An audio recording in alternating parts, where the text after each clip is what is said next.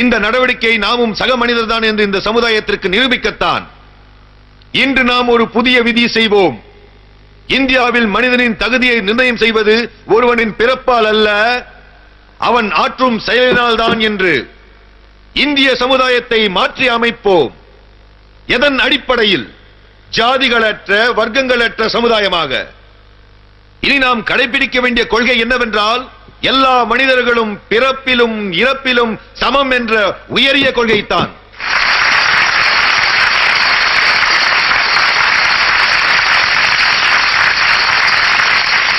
காலம் காலமாக பேதங்களில் ஊறி கிடக்கின்ற புராதன இந்து சாஸ்திரங்களின் மேலாதிக்கத்தை நாம் அனைவரும் தகர்த்தெறிவோம்.